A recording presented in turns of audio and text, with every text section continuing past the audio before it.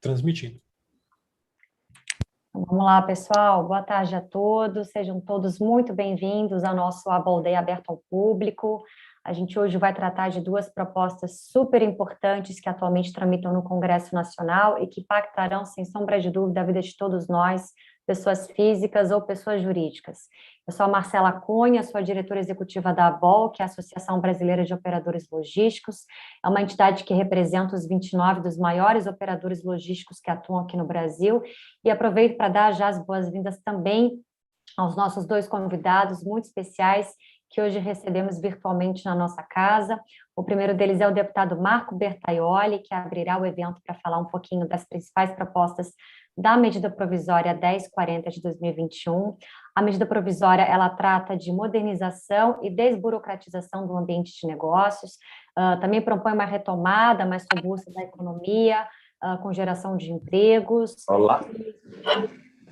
E no segundo painel, logo na sequência, a gente vai receber o professor Tássio Gama, que é especialista em Direito Tributário, professor da PUC São Paulo, e vai falar um pouquinho sobre os principais pontos da reforma tributária que está em discussão no Congresso Nacional, levando em conta as duas fases, a fase 1 e a fase 2, já apresentadas pelo governo federal.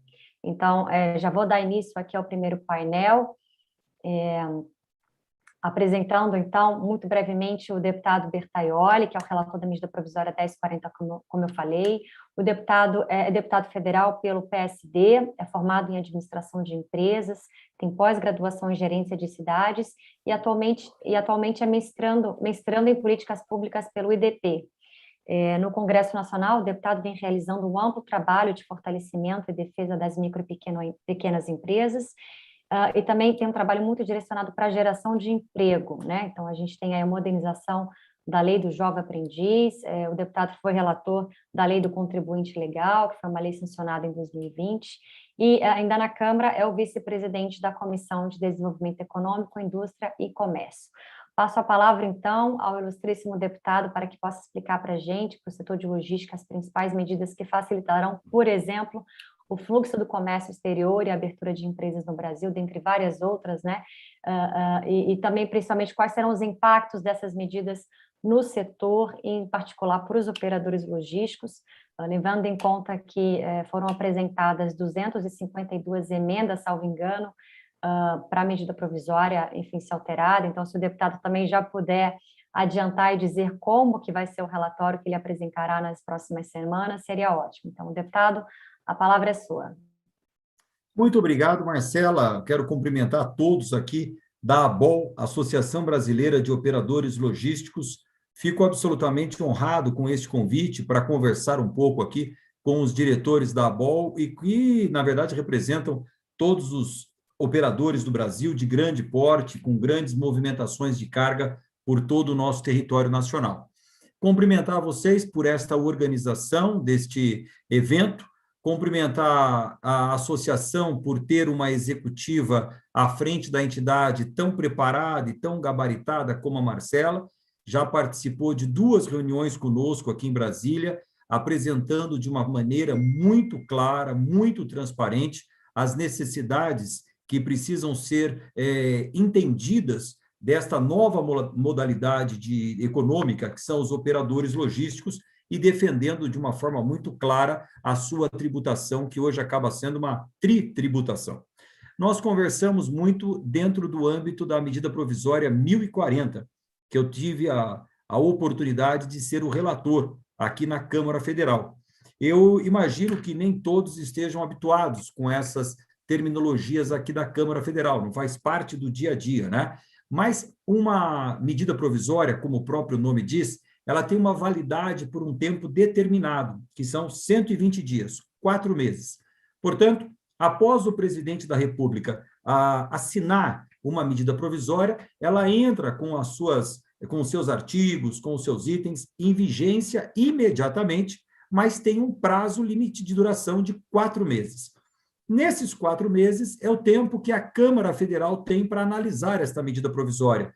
E, quando chega na Câmara, é indicado um dos 513 deputados para ser o relator, aquele que vai reescrever essa legislação. É o que tem o poder de incluir, excluir, alterar e propor uma redação final para ser apreciada pela Câmara, pelo Congresso, pela totalidade do plenário da Câmara Federal.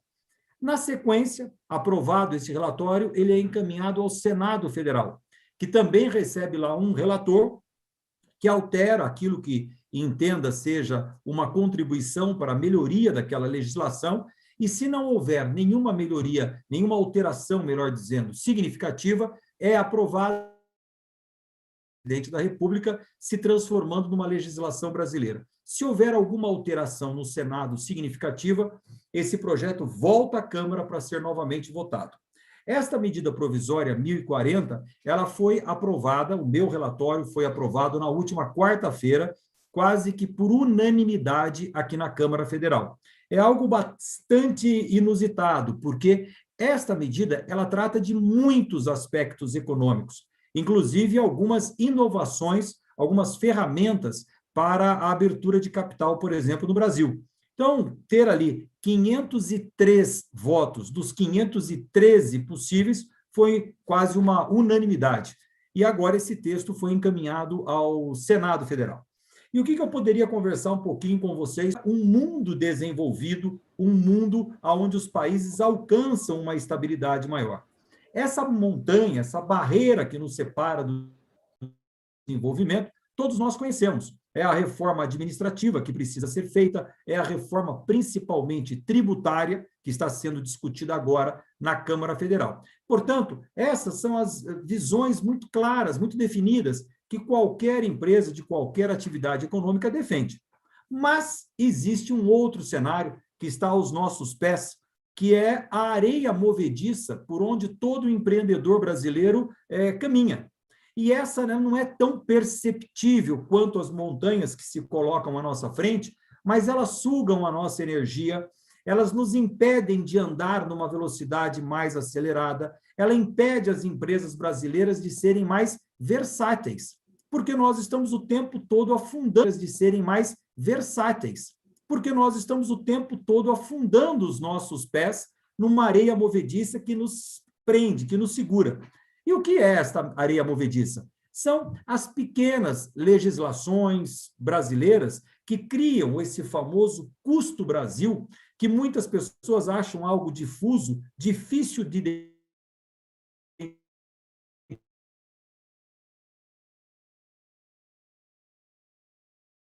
identificar, mas que nos causa transcarga tributária muito elevada. Nós todos podemos ter um consenso sobre isso. E podemos discutir se 32%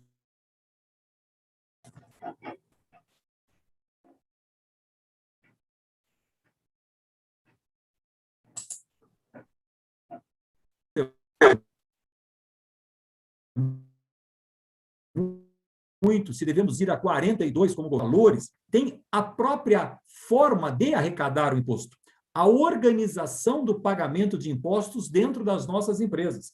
Então, mais caro que o imposto em si é a dificuldade que nós temos de arrecadação. A média identificada pelo Banco Mundial é que uma empresa brasileira tem aí algo em torno de 1.520 horas de trabalho dos seus colaboradores anualmente, só para organizar o recolhimento de impostos. Então, é muito mais trabalhoso o recolhimento do que o valor em si. E o pior, nós muitas vezes, mesmo tendo uma assessoria contábil gigantesca para recolher os nossos impostos adequadamente, ainda incorremos em equívocos, em erros não dolosos, mas em erros que nos fazem infringir uma legislação tributária dentro da ótica da Receita Federal, que não é clara. Imaginem todos nós, professor Tássio sabe disso, nós temos um CARF, um Conselho de Administração da Receita Federal, que é um órgão para dirimir dúvidas oriundas do pagamento de impostos das grandes companhias brasileiras, e que é composto, o CARF, 50% por técnicos da Receita Federal, 50% por técnicos do mercado privado.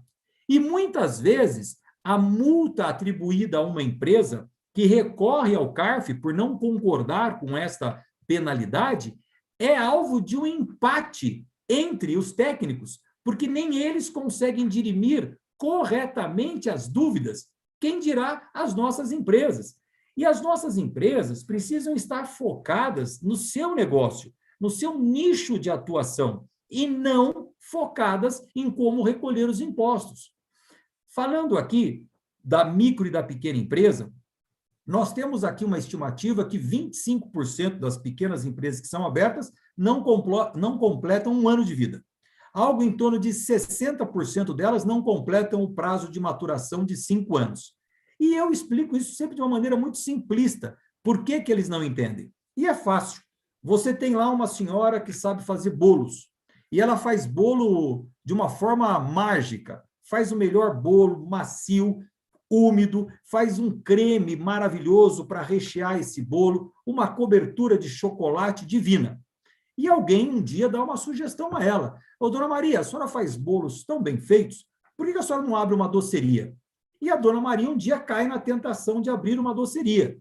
E ela vai para abrir essa doceria e, após 6 meses, 1 ano, acaba fechando as portas. E por que não deu certo a doceria da dona Maria se os bolos que ela fazia eram tão maravilhosos? Por uma razão muito simples.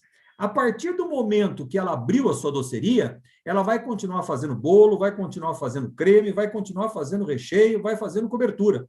Mas ela vai ter que entender, além do tipo de chocolate que ela vai usar, ela vai ter que estudar CLT, Código Trabalhista, legislação trabalhista, vai ter que entender de ICMS, de Simples, de uma parafernália de assuntos que não são inerentes à confecção do bolo. E é por isso que acaba fechando. Trazendo isso para o nosso ambiente, a Lei 1040, ela não é uma grande reforma tributária nem administrativa do Brasil, mas ela foi em pequenos assuntos que fazem a areia movediça engolir o nosso caminhar. Por exemplo, a abertura de uma empresa no Brasil. Hoje, você, para abrir uma empresa, repete o mesmo procedimento no mínimo 3 vezes. Você abre a empresa na prefeitura municipal e recebe a inscrição municipal. Depois você abre a empresa no governo do estado e recebe a inscrição estadual. E, por fim, você vai abrir na União e recebe o CNPJ, o Cadastro Nacional da Pessoa Jurídica. É o mesmo procedimento 3 vezes, no mínimo. Isso se não for uma empresa especializada e que precise da vigilância sanitária, da Anvisa e outros órgãos reguladores. Agora, nós acabamos com isso na reforma, na medida provisória. Não tem mais inscrição municipal e não tem mais inscrição estadual. A partir de agora, uma empresa precisa ser aberta no Brasil, desde que seja de pequeno risco ou médio risco, ser aberta em 24 horas. E o CNPJ passa a ser o número único atribuído a esta empresa. Ela tem apenas uma identidade, é o CNPJ. Esse mesmo número vai ser utilizado pela prefeitura e vai ser utilizado pelo governo estadual. Claro, daqueles entes da federação que aderirem à rede SIM, que é a Rede de Simplificação Brasileira. Essa é uma das medidas. Outra medida, por exemplo, nós falamos agora há pouco, Marcela, das multas que são atribuídas e que muitas vezes recorremos ao CARF. Uma das medidas que nós adotamos é a dupla visita, professor Tássio, às empresas de médio risco e de pequeno risco. A primeira visita da fiscalização, obrigatoriamente, precisa ser orientativa e não punitiva. A segunda visita, em caso de reincidência, aí sim, a penalidade. Óbvio que eu não estou falando aqui de mercadoria furtada, de falsificada, isso não tem dupla visita, isso aí é claro que é imediato. Mas um equívoco tributário não pode ser causador de uma penalidade que venha a fechar a empresa. Nós precisamos ter essa oportunidade. E, por fim, os órgãos reguladores precisam deixar de uma forma objetiva o que será fiscalizado, e não de regulamentos subjetivos como nós temos hoje, e que dependem da interpretação do fiscal, do auditor fiscal, na hora de uma fiscalização. Aí é claro que nós vamos estar sempre no embate entre quem tem razão ou quem não tem. Então, primeiro, dupla visita. Segundo, critérios objetivos. Está na lei que nós aprovamos, que agora foi para o Senado. Um outro exemplo que eu posso dar a vocês, Marcela, é a ligação de energia elétrica. Dentro do ranking que o Banco Mundial faz anualmente que recebe o nome de Doing Business, que é a classificação do ambiente de negócios de cada país no mundo, 190 territórios são analisados, 190 países são analisados. E o Brasil, no último ranking, ficou em 124º, uma posição nada elegante para o nosso Brasil. E pior, nós estamos empatados, professor Tássio, com o Paraguai. Com todo o respeito que o Paraguai nos merece, não me parece ser a posição mais adequada para o Brasil. Nós não temos nem o mesmo território, nem a mesma população, nem a mesma economia, nada semelhante ao Paraguai. Nós deveríamos estar no top 50, top 60, junto com os países que compõem o BRICS, os países da OCDE, e não estamos. E o que nós precisamos fazer? A medida 1040, ela vai focada em 10 pilares que compõem o Doing Business, que são os pilares de vida de uma empresa. Então, é a abertura, que eu falei agora há pouco, é a ligação de energia, é o código tributário, que nós falamos um pouco, é, por exemplo, as demandas judiciais na execução de créditos que a empresa tenha direito e que precisam ser mais céleres, não podem ser ad aeternus, como é hoje uma disputa judicial. Enfim, em cada um desses pontos, nós atuamos para poder fazer com que a vida de uma empresa no Brasil seja mais amena, mais simplificada, e que esse terreno deixe de ser uma areia movediça e seja um piso firme para que a empresa possa crescer com celeridade e gerar emprego, que é o objetivo de todos nós. Além disso, na medida provisória, nós incorporamos algumas emendas que eram da minha própria autoria, e quando eu fui relator, eu tive que tirar as emendas, mas incluir no relatório final, que são algumas inovações ao Brasil. Uma delas, professor Tássio, eu acho que interessa muito aos operadores logísticos aqui de grande porte, que é o voto plural nas companhias abertas. Muitas empresas, quando vão à Bolsa de Valores abrir ali o seu capital, acabaram não fazendo esse ato no Brasil, o IPO no Brasil, porque o Brasil não tinha a ferramenta do voto plural. Acabaram indo abrir o seu capital lá na Nasdaq, em Nova York, que foi o caso do mais emblemático da XP Investimentos, que não abriu aqui, foi abrir lá. Então, nós temos uma fuga de IPOs. É dinheiro que não circula no Brasil, né? E nós criamos agora, no âmbito da medida provisória, o voto plural. O que significa isso? Que as empresas que venham a abrir o capital de hora em diante podem optar em manter o controle acionário da empresa, mesmo comercializando mais do que 49% da companhia. Hoje, para um empreendedor não perder o controle, ele vai à bolsa e o seu teto é 49% das ações disponíveis. Se ele vender 51%, ele perdeu o controle. Então, o nosso teto é 49%. Com isso, nós deixamos de capitalizar mais as empresas, de gerar mais investimentos. Com o voto plural, nós criamos 3 condições. Primeiro, só para empresas que venham a fazer o IPO. Segundo, que essa ação, que não vai ter direito a 1 voto, tenha direito a, no máximo, 10 votos. E, por fim, um prazo de duração de 7 anos. Então, uma empresa agora pode ir à Bolsa de Valores, abrir o capital, vender 85% da companhia e, mesmo com os 15% restantes, manter o controle, para que no prazo de maturação da empresa, que é em torno de 7 anos, esse controle seja feito pelo fundador. A partir daí, a Assembleia Geral de Acionistas decide se o controle permanece ou não. Aliás, uma das prerrogativas do Banco Mundial para que a gente melhore a nossa posição no Doing Business é a proteção do acionista minoritário. Nós, então, mudamos algumas regras, retiramos do controle da Assembleia de Diretores, do Conselho Diretivo, e levamos para o âmbito da Assembleia Geral. Por exemplo, qualquer transação, fusão, incorporação que represente mais do que 50% dos ativos da companhia não podem mais ficar no âmbito da diretoria executiva ou da diretoria do Conselho Consultivo. Precisa ir para a Assembleia Geral para dar mais proteção ao acionista minoritário. E, por fim, aqui muito rapidamente, Marcela, para a gente poder abrir um debate, nós criamos uma condição nova também que vai ser muito importante para os operadores logísticos no Brasil. Hoje, a Procuradoria-Geral da Fazenda Nacional, a PGFN, ela está recebendo por lei, que nós colocamos na 1040, o CADIM, que é o Cadastro Nacional de Inadimplentes, aqueles que deixam de contribuir com algum imposto. Esse cadastro hoje está no âmbito do Banco Central. Mas nós votamos aqui na Câmara Federal o ano passado a autonomia do Banco Central. Então, não fazia mais sentido o CADIM continuar no Banco Central. Nós tiramos da autonomia do CADIM e levamos para a PGFN. Além disso, nós criamos um novo instrumento no âmbito da PGFN que se chama CIRA, Sistema Integrado de Recuperação de Ativos. É um sistema que, na verdade, a PGFN já tem, mas não tinha isso organizado no mesmo banco de dados, que são os dados do imposto de renda, do DETRAN, dos cartórios de registro de imóveis, os ativos que todos nós, pessoa física e jurídicas, temos no Brasil.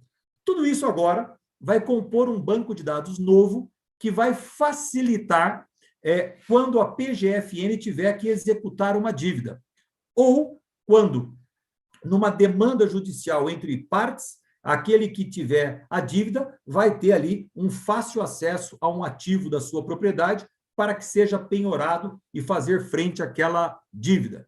Até nós brincávamos aqui, essa lei é muito boa, mas depende para quem, né? Quem está devendo não vai achar muito boa, quem tem que receber vai aplaudir. Mas se a PGFN tem o CADIM, que é o Cadastro de Inadimplentes, e agora tem o CIRA, que é o Sistema Integrado de Ativos, nós propusemos, e eles aceitaram, a criação de um novo cadastro no Brasil, que é o Cadastro Fiscal Positivo. Ora, quando uma empresa vai fazer um financiamento bancário, comprar um imóvel, adquirir um empréstimo, ou mesmo participar de uma licitação pública, precisa anexar esse processo a certidões negativas de débitos com os seus impostos. Só que todas essas certidões negativas são fornecidas pelo próprio governo. Certidão negativa do Fundo de Garantia, certidão negativa do Imposto de Renda, certidão negativa do PIS/COFINS, certidão negativa previdenciária, tudo é o próprio governo que fornece. E eu, como empreendedor, preciso ficar pedindo certidões negativas, 5, 6, 7, 8 certidões, demora, custa caro, para compor o meu acervo documental e entregar ao banco. Vamos acabar com isso. Cadastro Fiscal Positivo. Vamos anexar tudo no banco de dados da PGFN e da mesma forma que hoje você pega o seu CPF e entra no banco de dados da Receita Federal e acessa o seu imposto de renda e fica ali sabendo como está a sua restituição, o empreendedor vai pegar o seu CNPJ, vai entrar no cadastro da PGFN e vai ver a vida fiscal da sua empresa.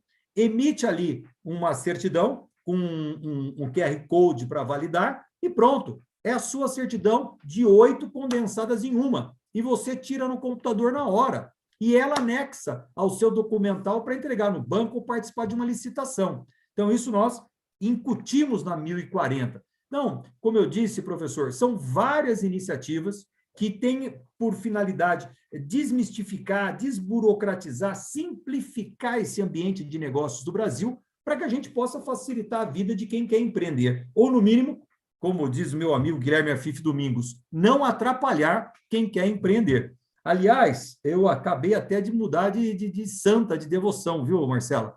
Eu sou devoto de Nossa Senhora Aparecida. Ultimamente, eu estou mais para Nossa Senhora Desatadora de Nós, para poder desatar esses nós do Brasil, que são imensos. E, por fim, professor, nós revogamos uma série de legislações inócuas, que só aumentam o famoso custo Brasil.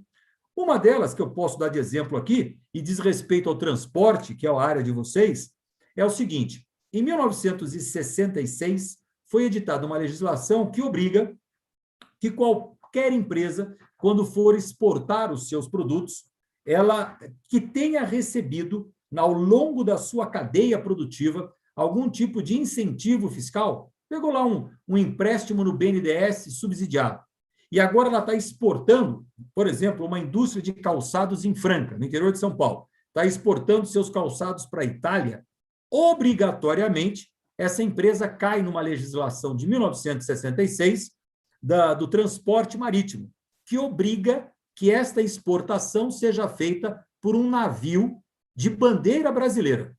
Então, eu vou ter que exportar obrigatoriamente por um navio de bandeira brasileira que vai levar os calçados do Brasil para a Itália. Qual é a heresia dessa legislação? o Brasil não possui nenhum navio de longo curso de bandeira brasileira. Então, o exportador tem que entrar com um licenciamento na ANTAQ, na Agência Nacional dos Transportes Aquaviários, licenciar o seu transporte por um navio italiano, por exemplo. Tempo e custo. Isso é o famoso custo Brasil. Então, nós revogamos essa legislação de 1966 na Lei 1040. E agora, quem exporta, exporta pelo navio que quiser, por uma questão muito simples. O Brasil não tem nenhum navio porque os navios não são registrados aqui no nosso país. Assim como os veículos das locadoras não são registrados em qualquer cidade. Eles são registrados em Belo Horizonte, que é onde existe lá um incentivo do IPVA. Os navios são registrados nos países que são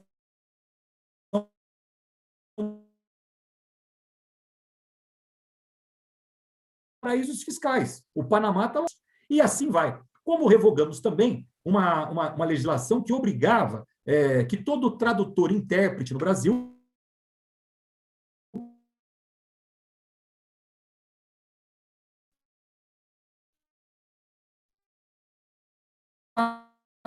passasse por um concurso realizado pela Junta Comercial de cada estado da federação. Há 7 anos que não faz o concurso.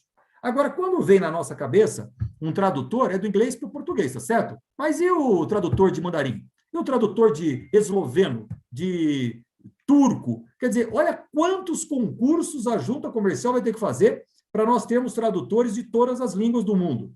Nós acabamos com isso. E agora, a proficiência comprovada através de uma certificação válida internacionalmente já dá o direito a qualquer cidadão brasileiro ou um cidadão estrangeiro residente no Brasil a criar o seu registro de tradutor e intérprete. Tivemos que vencer aí um cartório, que não queriam que nós acabássemos com essa reserva de mercado. Hoje o Brasil tem em torno de 2.000 tradutores e intérpretes para todas as línguas. Nós somos 220 milhões querendo negociar com o mundo. Então, nós precisávamos acabar com essa reserva de mercado e deixar que qualquer jovem que se forme em inglês e que tenha sua proficiência comprovada com um título de Oxford possa ser um tradutor juramentado, responsável, respondendo legalmente pelos seus atos. Então, são legislações, professor Tássio, antigas, são cartórios criados no sentido pejorativo, não cartório, mas esse sistema cartorial do Brasil, que impedem que a gente voe. Então, nós temos 2 reformas acontecendo e que, através da nossa associação de operadores logísticos, nós precisamos apoiar. Uma, como eu disse no início, são as grandes reformas, aquelas que todo mundo fala. Reforma tributária, todo mundo quer. Só que ninguém fala qual, né? Porque o Estado quer uma reforma tributária que aumente a arrecadação. Nós, empreendedores, queremos uma reforma tributária onde paguemos menos, ou, no mínimo, paguemos de uma forma mais simples. Então, precisamos entender. Só que tem uma reforma, como eu disse, silenciosa acontecendo, e é essa que eu estou muito empenhado, que é a reforma para acabar com essa areia movediça que impede o andar das empresas brasileiras. Então, como a Marcela me deu um tempo muito exíguo para que eu pudesse falar, falei rápido e toquei aqui em vários assuntos para saber qual deles vocês têm um interesse maior que a gente possa aprofundar no tema. E, por fim, me coloco à disposição. Aprendi um pouco com vocês sobre as 3 operações mínimas que compõem um operador logístico e concordo em gênero, número e grau com esta bitributação que acontece dentro da própria companhia quando ela é um operador logístico. E estou à disposição para trabalhar junto com o professor Tássio para que a gente construa de uma maneira independente de uma medida provisória, porque o assunto requer que seja um tratamento independente, uma nova legislação que contemple esta nova modalidade econômica que é o operador logístico. Contem comigo nisso, tá certo? Professor Tássio, muito obrigado. Obrigado, Marcela. Obrigado, Gilson. Obrigado, Daphne, por essa síntese que eu procurei fazer sobre a medida provisória 1040, que, como eu disse, me orgulhou muito ser o relator e, por uma medida inédita, aprovamos aqui na Câmara na quarta-feira por unanimidade. E agora estamos acompanhando a sua aprovação no Senado Federal. Obrigado. Deputado, muito obrigada pelo resumo. Deu para a gente entender minimamente quão multitemática é essa medida provisória. Eu quero aproveitar e já emendar em 3 perguntas aqui que recebemos pelo YouTube. A primeira delas é do Márcio Costa, de Brasília, que pergunta: como diminuir o custo Brasil simplificando a forma de cobrança dos impostos? Relator. Vou emendar na segunda pergunta, que é do Lucas Pereira, que pergunta: a criação de um imposto único seria benéfica para a população, para as empresas e para o país? Enfim, dialogando mais diretamente com a reforma tributária, deputado, qual que é a sua visão sobre o imposto único, sobre como diminuir o custo Brasil? Sei que o senhor já falou muito rapidamente sobre isso, mas qual que é a sua visão particular enquanto relator dessa AMP 1040? Obrigado pela pergunta. E na questão tributária, com certeza o professor Tássio tem muito mais a contribuir do que eu, mas nós temos três bases de contribuição em todo o mundo, né? A base sobre o patrimônio, a base sobre a renda e a base sobre o consumo. O Brasil conseguiu criar sistemas intermediários que acabam complicando a vida das pessoas. Em tese, o ICMS é um imposto sobre consumo, pago na ponta, para aquele que vai consumir.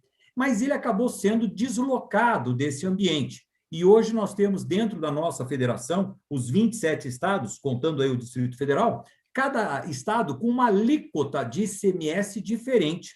E como nós somos um país criativo, nós criamos a substituição tributária para compensar um estado onde a alíquota de ICMS é 12% e aonde a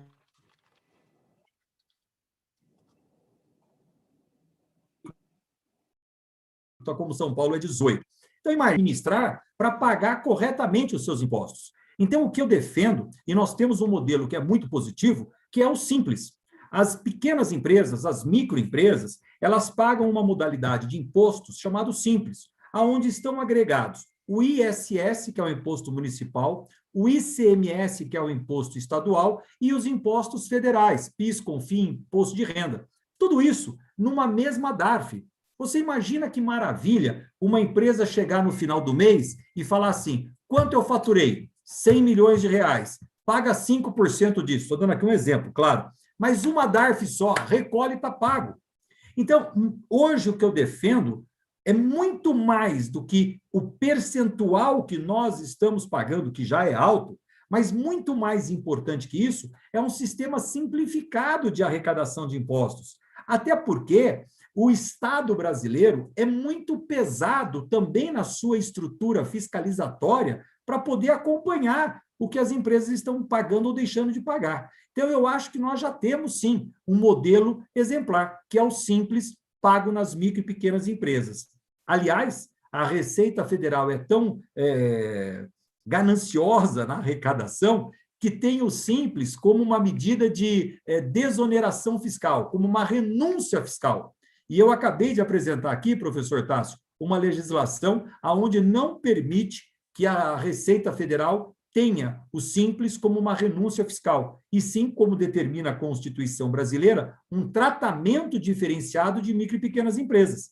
Porque senão, a qualquer momento, professor, vem uma reforma tributária e lá diz o seguinte: revogam-se as renúncias fiscais. Pronto, vai o simples junto. Então, para defender o simples, eu apresentei um projeto de lei para que a Receita não tenha condições de catalogar na contabilidade do Brasil, na rubrica renúncia fiscal, o simples.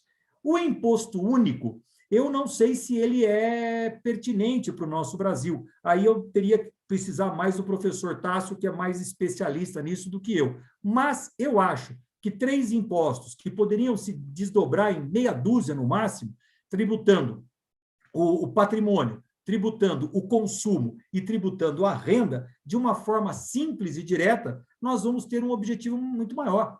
Até porque, Marcela, é caro para o Estado brasileiro arrecadar da forma que ele arrecada. Ele gasta uma substancial parcela do que é arrecadado em impostos, retroalimentando a própria arrecadação de impostos. Então, todo mundo perde. Esse sistema tributário maluco que nós temos é um jogo do perde-perde. Perde a empresa que paga muito, não consegue pagar direito, e perde o Estado que gasta muito para arrecadar. Perfeito, deputado. Sei que o tempo do senhor está apertado. Vou abrir aqui para algum associado falar, se alguém quiser fazer alguma pergunta, fica super à vontade. Se não, já agradeço a sua participação, deputado, foi um prazer, então, em nome das 29 empresas que compõem a ABOL, a gente deseja muita sorte, muita sabedoria aí para escolher quais emendas entrarão no seu relatório, quais ficarão de fora. Sucesso e conte conosco. Um abraço.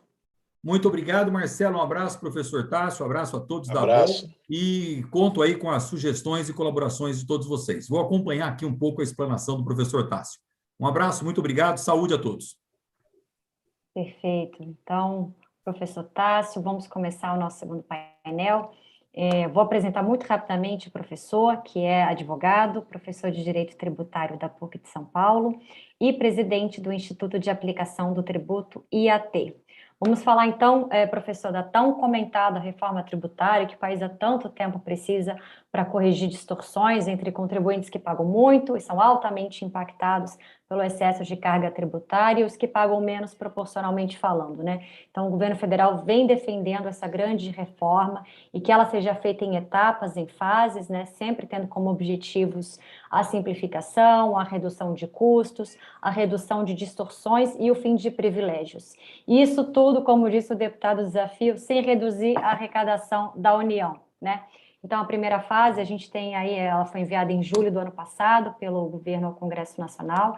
Ela propõe a criação do IVA federal, o Imposto sobre Valor Agregado, e da CBS, que é a Contribuição sobre a Receita Decorrente de Operações com Bens e Serviços, implicando, então, no fim do PIS/COFINS e fim de tributos diferenciados, de uma centena aí de regimes especiais aplicados a diversos setores que hoje a gente tem no Brasil.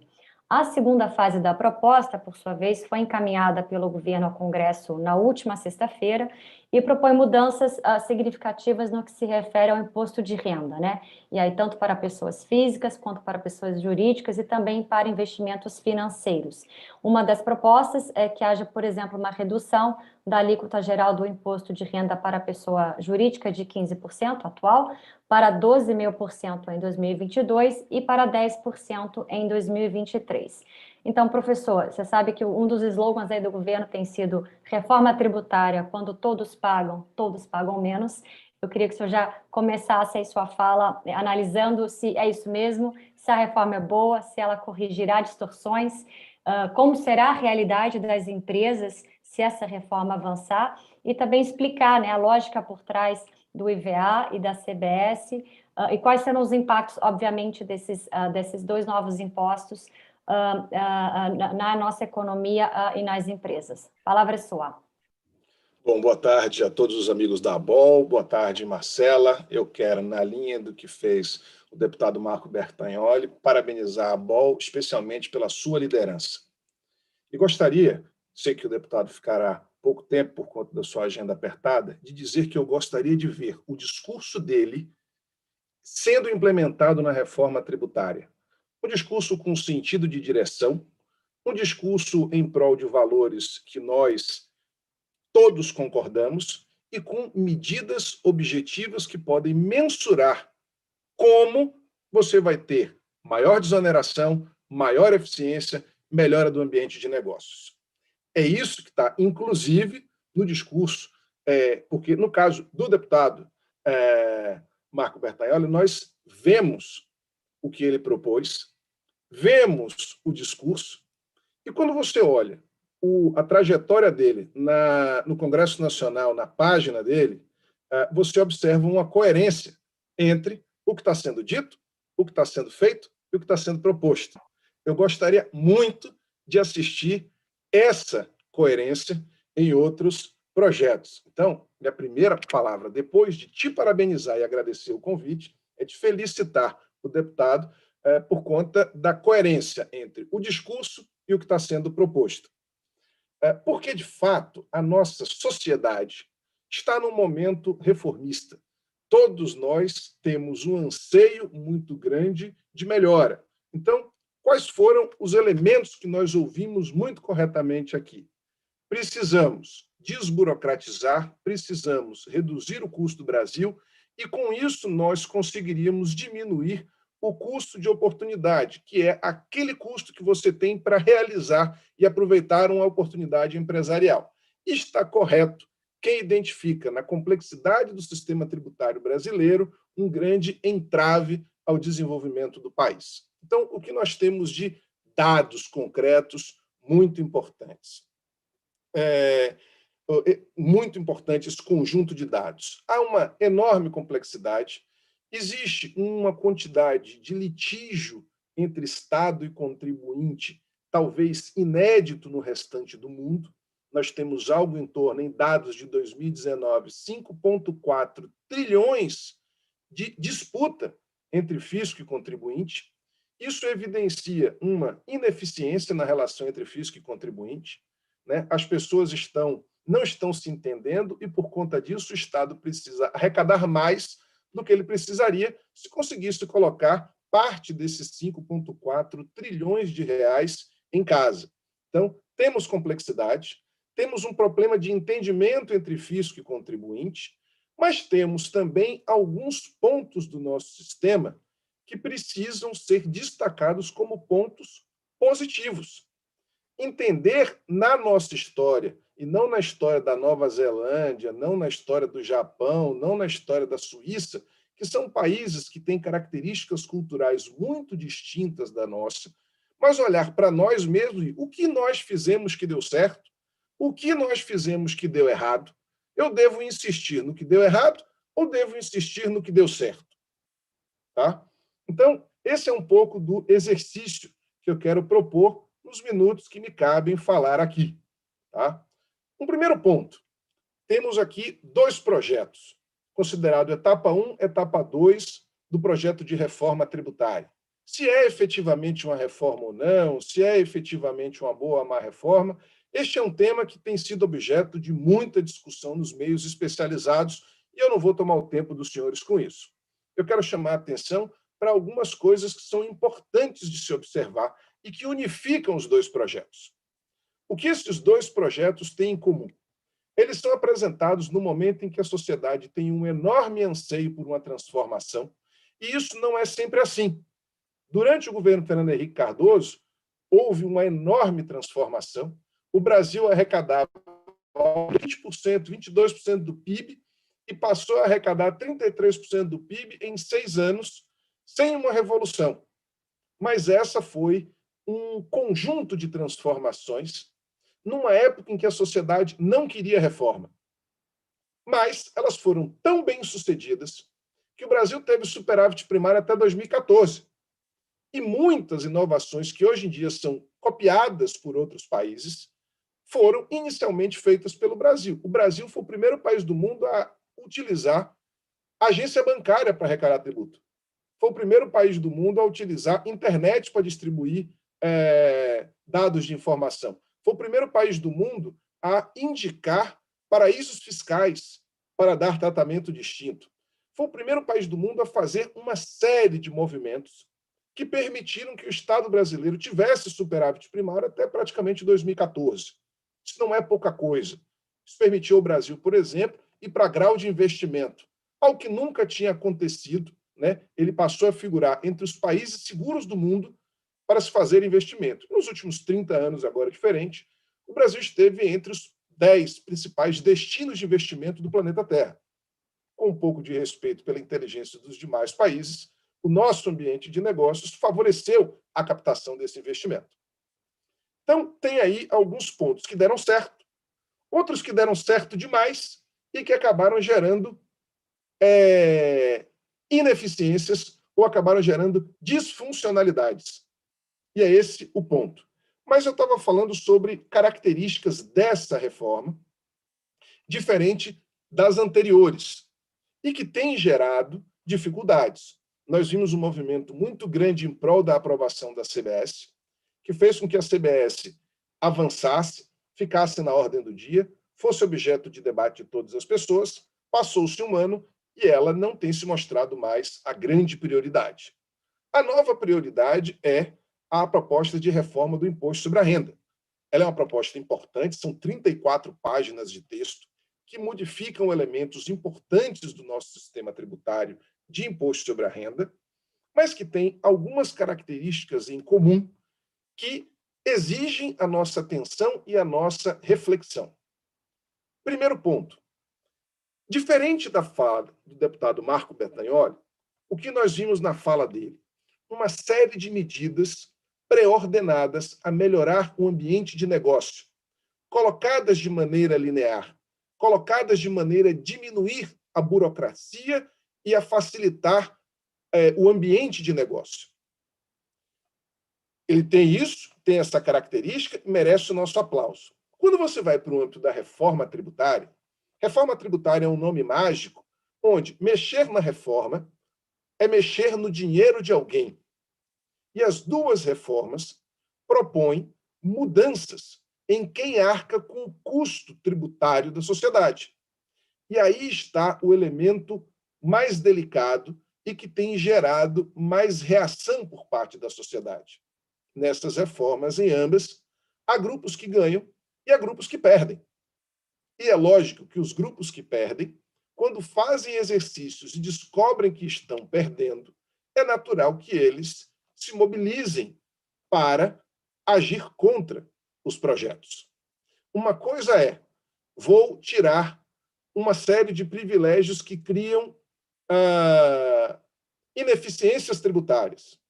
Outra coisa é, desonerarei um setor para onerar outro.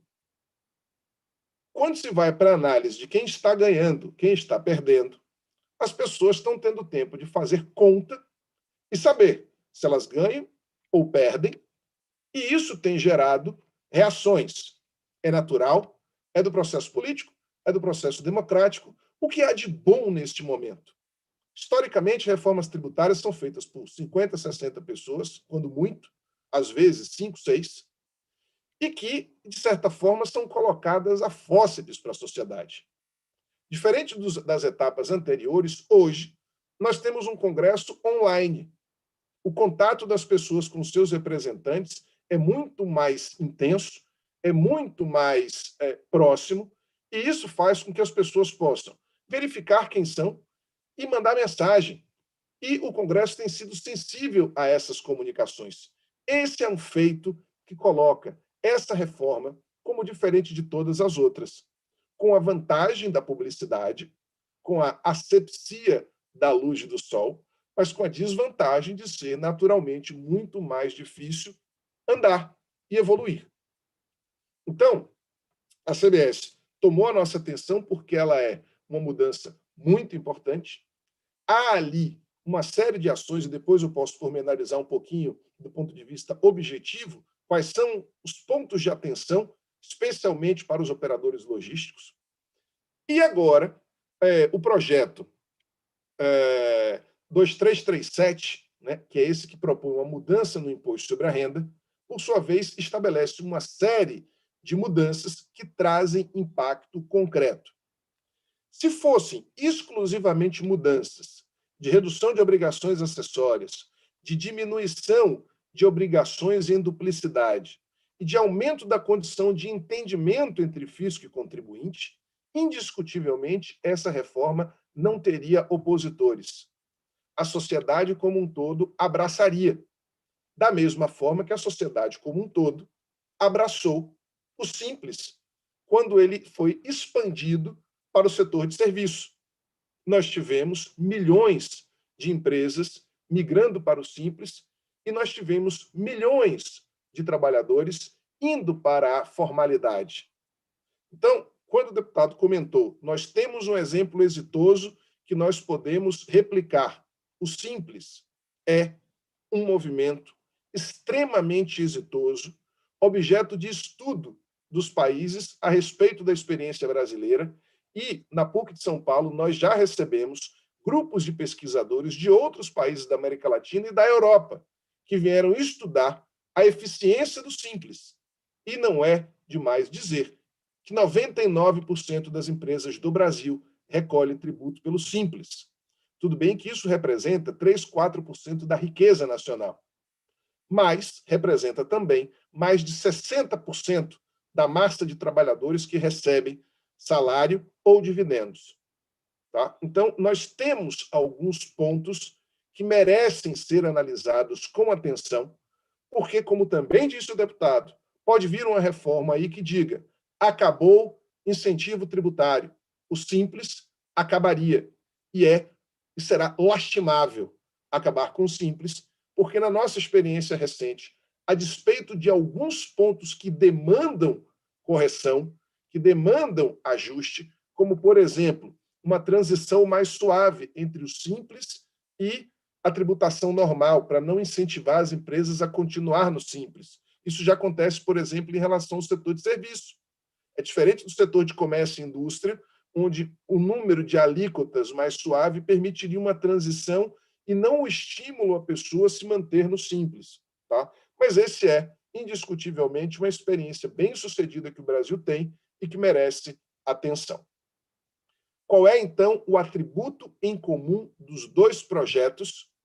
Eles promovem aumento de tributação para muitos setores e eles propõem deslocamento de incidência de tributo para que alguns setores sejam menos tributados e outros setores sejam mais tributados. Então, em relação à proposta do imposto sobre a renda, o que nós temos? Quem é menos tributável? O mercado financeiro será menos tributado. As operações, as aplicações que hoje estão sujeitas a 22,5% com alíquota decrescente e só chegam a 15% depois de 2 anos aplicado, passarão todas elas a ser tributadas a 15%.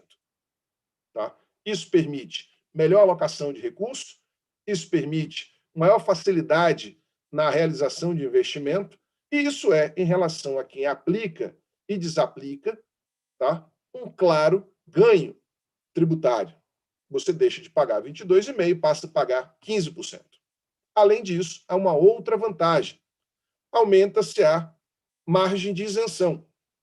Tá? É uma promessa política, faz todo sentido, porque a massa de trabalhadores que ganham até 2.000 e poucos reais é gigantesca. Então, isso faria com que esses trabalhadores não pagassem tributo. Mas uma série de outras mudanças intensas estão chegando. Então, eu posso colocar em síntese que a reação política que houve em relação à CBS é da mesma ordem da reação política que haverá em relação à proposta do imposto sobre a renda, que consiste fundamentalmente em desonerar alguns setores e onerar outros setores, mas num momento político muito delicado, que é um momento que ainda estamos na pandemia. Então, qualquer discussão que envolva tributo hoje precisa ser sensível ao momento que nós vivemos. O governo brasileiro fez, no ano passado, um dos maiores pacotes de extrafiscalidade do planeta Terra. Isso fez com que o nosso endividamento saísse de 60 e poucos por cento do PIB, chegasse a quase 90% do PIB. Aquele foi um movimento muito interessante e é uma pena que ele não tenha sido mais divulgado, que o setor produtivo não tenha utilizado mais o pacote de ajudas dado pelo Estado brasileiro. É lógico que dentro da ortodoxia que se difunde especialmente nos principais veículos de comunicação, é necessário que a gente faça isso com responsabilidade.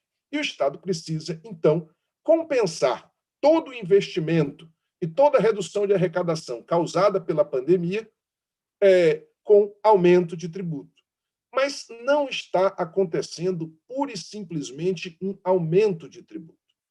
A forma como está sendo proposta, existe um deslocamento, onde algumas pessoas vão ser beneficiadas e outras vão ser mais oneradas. Então, sempre que você propõe uma mudança da base de contribuição, isso gera, evidentemente, muita reação. Dito isso, do ponto de vista muito pontual, quais são as principais alterações que estão sendo propostas? Vou citar 2 delas aqui, que trazem impactos, ora positivos, ora negativos, para todos os seus associados, doutora Marcela. Todos. Tá? Por quê? Porque todos os investimentos brasileiros dos últimos 25 anos foram feitos levando em consideração a isenção de dividendos. Esse é um ponto fundante de qualquer modelagem empresarial no Brasil, de qualquer investimento externo feito aqui. Então, diferente do que nós ouvimos com o deputado, Marco Bertagnoli, o discurso quero facilitar investimento, quero facilitar estabilidade, quero facilitar segurança, é contraditado por um projeto de lei que, no mínimo, propõe tirar 20% daquilo que foi projetado como rentabilidade de todos os empreendimentos deste país. Então, esta é uma insegurança no momento errado, em direção a uma posição diversa daquilo que está sendo feito por todos os países. Os países, em geral, têm buscado reduzir tributação. Os países, em geral, estão lidando com o seu endividamento porque entendem que este é o momento do endividamento. O Japão anunciou, semana passada, que nos próximos 10 anos, os empreendedores no Japão fiquem tranquilos que não haverá mudança no imposto sobre a renda do Japão. Os Estados Unidos anunciou, nós reduziremos em determinado momento, e agora há uma sinalização de aumento, mas tudo isso com muita parcimônia. Ninguém propõe uma tributação de 0 a 20% sobre algo tão importante como dividendos, porque a não tributação de dividendos, ao contrário do que tem sido difundido ideologicamente, foi uma medida muito saudável feita pelo governo brasileiro, porque ela concentra a tributação na empresa e ela funciona como uma espécie de substituição tributária, onde, antecipando o recolhimento de tributos na empresa, você não tem discussão de distribuição disfarçada de lucro. Distribuição disfarçada de lucro é o principal problema de contencioso tributário dos Estados Unidos. É um dos principais problemas de contencioso tributário da Europa. Era um problema de contencioso tributário na década de 80. Alguns de vocês não têm idade, mas eu vivi o momento em que, neste país, chafé, empregada, escola de criança, clube, tudo fazia parte de um pacote que se dava ao empregado. Para quê? Para tirar dinheiro da empresa como se fosse vantagem e, com isso, não submeter a tributação de dividendos. Ou seja, o que vai começar a ser feito imediatamente? Aumento artificial de despesa, ou, o outro nome disso, distribuição disfarçada de lucro. Isso não existe de maneira relevante no Brasil hoje e vai voltar a existir. Então, nós conhecemos este caminho, nós sabemos que esse não foi um caminho bem sucedido. E é um momento de se criar esta complexidade, quando no PowerPoint se diz que o que se quer é criar simplicidade, é uma pergunta para os nossos associados. De maneira muito simples, propõe-se indedutibilidade de JCP, juros sobre capital próprio, que é uma forma de financiamento da empresa no momento em que os juros no Brasil, especialmente pós-Plano Real, sempre foram muito altos. Então, essa foi uma forma de incentivar juros, mas que essa é, de certa forma, algo que só existe no Brasil. E aí algumas pessoas não gostam daquilo que só existe no Brasil. Diferente do que existe nos Estados Unidos e na Europa, por exemplo, no Brasil não neva no inverno. A gente vai criar neve artificial para estar igual aos outros países. O Brasil, não imitando outros países, criou coisas que, do ponto de vista tributário, permitiram saúde financeira até 2014. Nós precisamos ver o que nós fizemos lá atrás e o que trouxe resultado, né? Não criar novas coisas para imitar países que têm características completamente diversas da brasileira. Mas, encaminhando, propõe-se acabar com juros sobre capital próprio. Boa parte dos seus associados deve ter nos seus empreendimentos investimentos e recepção de juros sobre capital próprio. A forma de captação de recursos do sócio vai deixar de existir. Redução de alíquota do IRPJ. É uma redução de alíquota que se propõe a 2,5%, no máximo 5%. Tá? Em compensação, o resultado da atividade empresarial vai ser tributado em 20%. É compatível uma coisa com a outra? Parece que não. Ampliação das hipóteses de distribuição disfarçada de lucro, foi o que eu acabei de falar. Fim do regime de apuração anual, e isso, hoje em dia, é optativo, então não vejo uma grande vantagem. Ponto de vantagem muito importante: aproveitamento integral de prejuízos fiscais em 3 trimestres. Ou seja, hoje existe uma limitação para o aproveitamento de prejuízos fiscais, mas o prejuízo fiscal acabou sendo um grande estoque, o empresário sabe que tem aquele dinheiro, mas não pode usar. Agora vai poder utilizar para pagar tributo, isso é muito bom, ponto positivo do projeto. Aumento das hipóteses de obrigatoriedade do lucro real, ou seja, o presumido, que é uma forma muito eficiente de cobrança de tributo, no lugar de ser ampliado, porque ele não gera contencioso, ele está sendo reduzido. Devolução de capital ao sócio por valor de mercado. Não vejo problema. Integralização de capital no exterior com bens a valor de mercado. Tá? É uma outra mudança que traz impacto na forma de se fazer investimento, que merece a atenção do associado. Alteração nas regras de dedução de ágio por expectativa de rentabilidade futura. A ideia da Receita tem sido, por conta de planejamentos irresponsáveis do passado, acabar com o ágio, que foi uma medida que trouxe resultados positivos. Tanto é que, em todas as tentativas de se acabar com o ágio no passado, acabou se demonstrando que o ágio era um instrumento que estimulava boas operações societárias, e isso acabou sendo mantido. Adição dos custos e despesas relacionados a pagamentos baseados em ações, tá? Para incentivar contratações. Tem uma outra coisa aqui, ganho de capital indireto. É um projeto muito grande, tá? Tributação de lucros e dividendos distribuídos. Essa é a tônica desse projeto. Essa tributação coloca caixa no governo, essa tributação faz com que a gente tenha uma mudança em cima de 100% dos planejamentos de negócio feitos nesse país. 100% do investimento externo feito no país contava com isenção de dividendos. E agora ele não terá mais. Haverá uma redução, né, se tributando de maneira definitiva e exclusiva. É algo que representa não uma diminuição da burocracia, não um aumento da segurança jurídica, não uma simplificação. Ele é um aumento de complexidade, ele é um fator de insegurança do investimento. Mas por que ele está sendo feito? Porque ele é uma fonte de recursos muito importante. Teria outras formas de ter o mesmo recurso? Teriam. Mas eu falo sempre do ponto de vista técnico. Tá? Quando você vai analisar do ponto de vista político, é importante que você entenda os acordos. Então, há uma promessa de não ter aumento de carga tributária global. Aumento de carga tributária global, redução de carga tributária global, não afeta ninguém diretamente. Então, é uma promessa vazia. O que é necessário, e é a recomendação que eu faço a todos os seus associados, todos os associados da ABOL, e sempre que eu tenho uma oportunidade de conversar com as pessoas, nós vivemos um tempo diferente. Nós vivemos um tempo onde o contato nosso com os nossos representantes é muito mais próximo. E muitas medidas que trariam enorme prejuízo à atividade negocial no país foram barradas porque percebeu-se, a sociedade civil percebeu, fez conta, descobriu que seria prejudicada e pôde dar ênfase em aspectos positivos. Qual é o aspecto positivo que eu coloco como paradigma do que deveria ser feito? Neste governo, isso não é uma crítica política, é uma crítica técnica.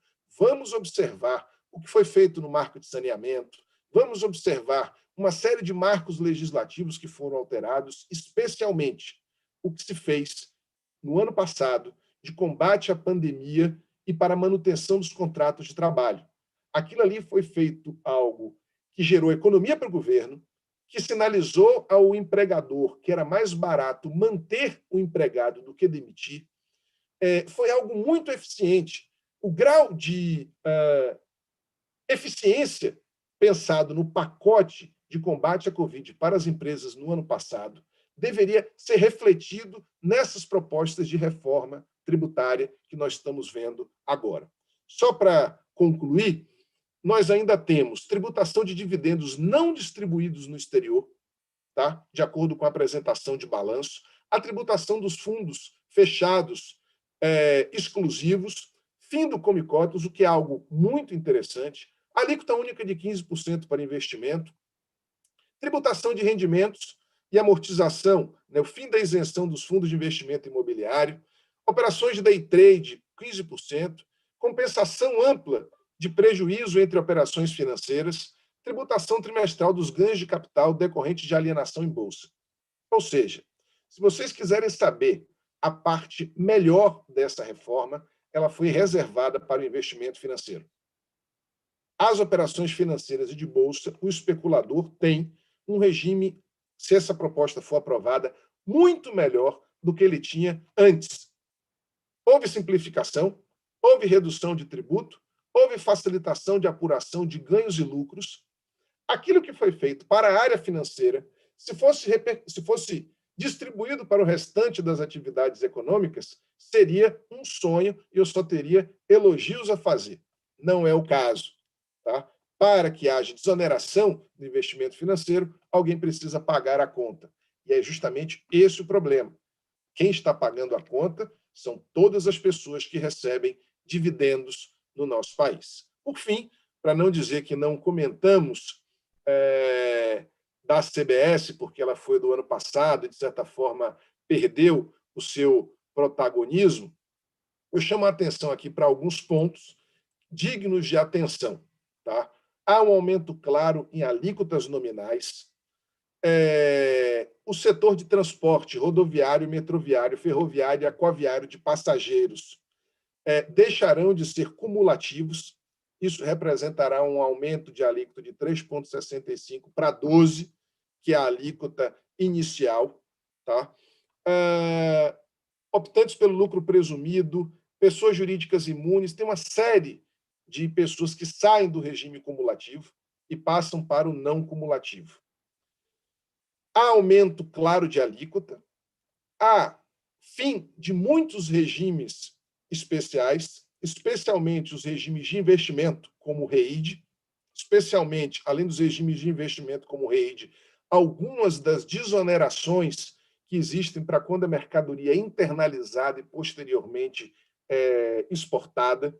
Tá? Então, muitos desses regimes fizeram com que alguns clientes do escritório simplesmente, ao fazer conta, perceberam que o que era proposto para eles onerava em muito a atividade econômica que eles vinham desenvolvendo, criando, inclusive, problemas concorrenciais internacionais. Em síntese, qual é a minha recomendação para o seu associado, doutora Marcela? É que eles façam conta. Tem uma série de apresentações, inclusive eu vou te mandar uma, se quiser transmitir, a gente pode preparar uma em conjunto para a ABOL, tá? Sobre as principais alterações. É importante, diferente do que aconteceu no outro momento, que os setores se organizem. Quem está vencendo essa batalha, conservando a parte boa das mudanças e mitigando a parte ruim das mudanças, é a organização setorial ou empresarial. Então, é necessário, neste momento, que as pessoas façam conta, que as pessoas entendam. E isso, com certeza, é um projeto. O presidente da Câmara dos Deputados disse hoje, esse projeto é um ponto de partida. Já se falou que, no lugar de se tributar 15%, se falou que a tributação poderia ser 15%. No lugar de se tributar em 15%, já tem gente falando em 10%. A CBS, por outro lado, a Bolsa de Apostas é que, se for um alíquoto de 9%, ela é aprovada. Tá? Então, muito do que tem nesses projetos não são coisas pensadas para ser exatamente como ela está. No passado, viu uma medida provisória, como veio do PIS, como veio da COFINS, e colocava isso goela abaixo de todo mundo, gerava um contencioso de 20 anos. Agora, esses projetos são projetos de lei. Isso vai ser objeto de debate da sociedade. E é muito bom que os setores se organizem, e se organizar não significa lutar por privilégio, como equivocadamente se diz. Faz parte do jogo democrático que as pessoas lutem pelos seus interesses e peçam aos seus representantes atenção especial a temas específicos que trazem prejuízos ao país. Eu observo, a despeito dessas críticas, boa vontade, abertura para o diálogo, e muita coisa boa tem sido construída com esse diálogo. Então, é dentro desse sentido que eu estimulo a todos que, dentro de casa, façam suas contas, façam seus exercícios, porque nós não podemos desperdiçar a oportunidade histórica de ter boas mudanças tributárias e deixar de ser aquilo que na década de 70 falava o avô do nosso atual presidente do Banco Central, o ex-senador Roberto Campos. Ele dizia que o Brasil não perde uma oportunidade de perder uma oportunidade. Isso passou, nós melhoramos, mas essa reforma, exatamente como ela está, é uma maneira de perder uma enorme oportunidade de melhorar um sistema que, de acordo com o consenso de todos, precisa de melhora. Estou à disposição para as perguntas, não sem antes te agradecer muitíssimo e mandar um abraço para o meu amigo Felipe Graziano, que me ajudou neste convite. Perfeito, professor. Obrigada pela sua explanação. Temos já algumas perguntas aqui, algumas delas o senhor já deu as respostas. A primeira delas seria: como as áreas e departamentos financeiros das empresas, dos operadores logísticos, poderiam se preparar para eventual aprovação ainda neste ano das duas fases da reforma tributária? Essa seria a primeira pergunta. A segunda seria: há espaço para o envio de uma terceira fase, aí incluindo a desoneração da folha, ou seja, a prorrogação da desoneração da folha? Quarta pergunta, aliás, terceira pergunta, a pergunta de $1 milhão, do José Vitor Mamed, seria: quando teremos o fim da guerra fiscal entre os estados? E a última aqui é dizendo: o aumento de tributos para pessoas jurídicas em pleno mundo pós-pandêmico está na contramão do que está sendo feito no resto do mundo. Isso será repassado para os consumidores? Vai muito na linha também do que o senhor já expôs. Tem uma última aqui, perdão, que eu quase passei batido, que é o seguinte: falando sobre a tributação única sobre o consumo e fazendo um paralelo com o que acontece nos Estados Unidos. Paulo de Deus pergunta: o que o senhor acha da tributação única aqui no Brasil? Lembrando que 50% de todo o imposto no Brasil vem do consumo.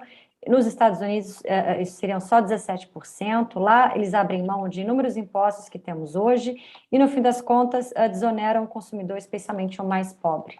Então, tem bastante pergunta aí. Pode selecionar uma ou outra para focar, professor. Não, quero responder todas, mas vamos uma por uma. Como se prepara? Tá?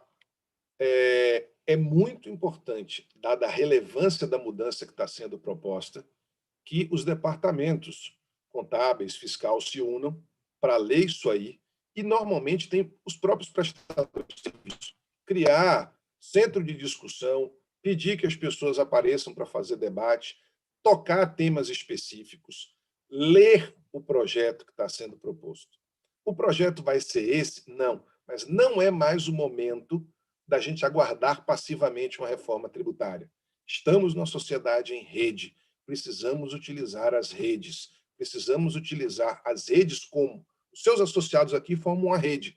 Essa rede tem um poder de pressão no Congresso Nacional que não pode ser desperdiçado, entendeu? Então, ter cartas de intenção. A OAB hoje publicou sugestão para a reforma e críticas ao projeto. É assim que se faz a democracia. Dá trabalho, entendeu? Mas exige proatividade. Não podemos aguardar. O que fazer? Entender a mudança que está sendo proposta, calcular se ganha, se perde, entendeu? E como pode trabalhar para mitigar isso. Eu tenho feito isso bastante em alguns clientes há mais de 3 anos, e a gente tem resultados ultra expressivos, tá? Como apresentação de emendas, como realização de seminários.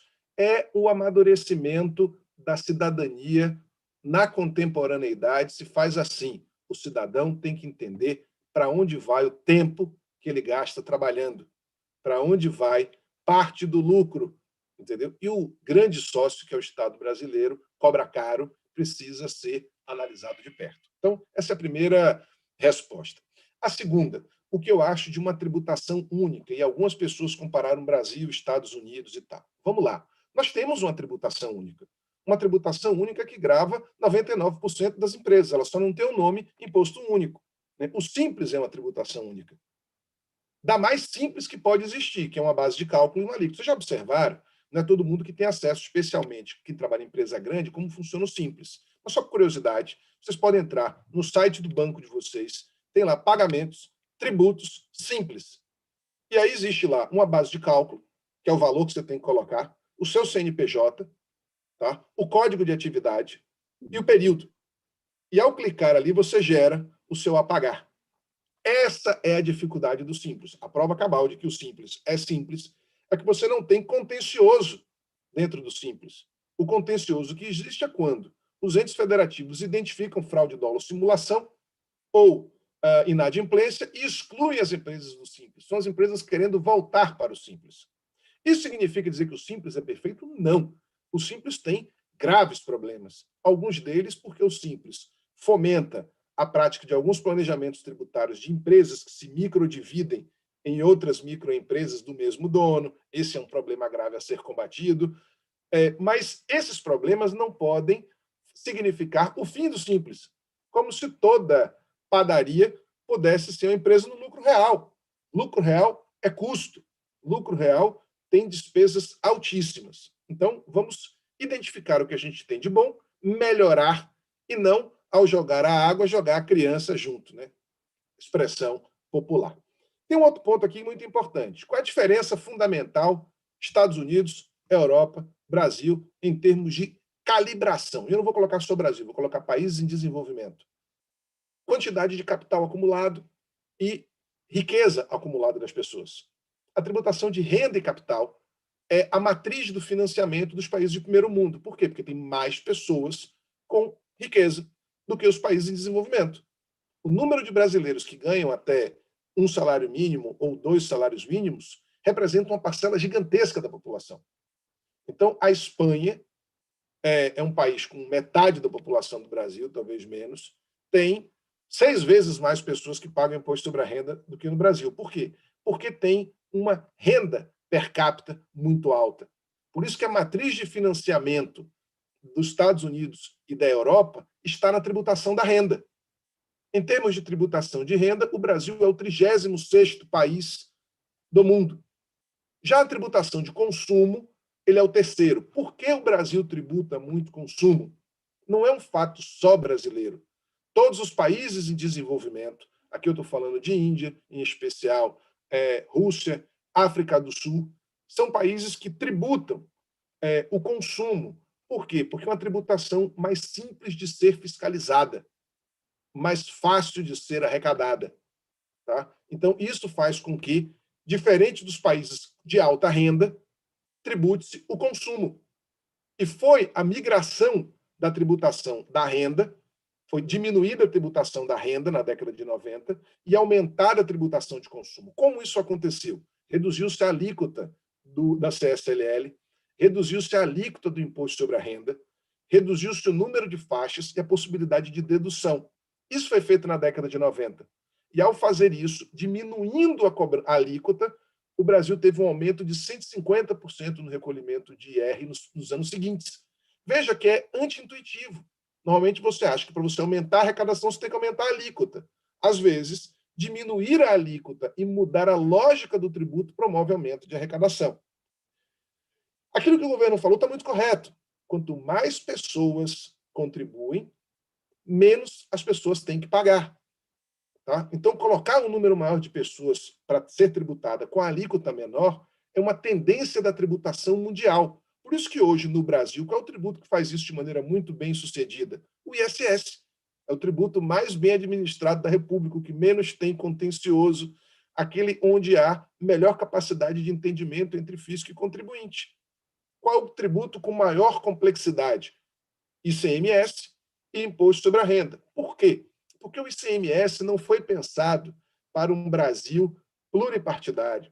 Quem inventou o ICMS foi o então ministro da Fazenda, Delfim Neto, onde ele sentava com os secretários da Fazenda numa mesa e eles deliberavam como ia ser. A lei que regula o ICMS é de 1975, preponderantemente. Todas as que vieram depois quiseram manter o ICMS tal qual ele era em 1975, só que mudou. A gente não era mais uma ditadura, tinha pluripartidarismo e o Brasil não tinha um plano de desenvolvimento regional.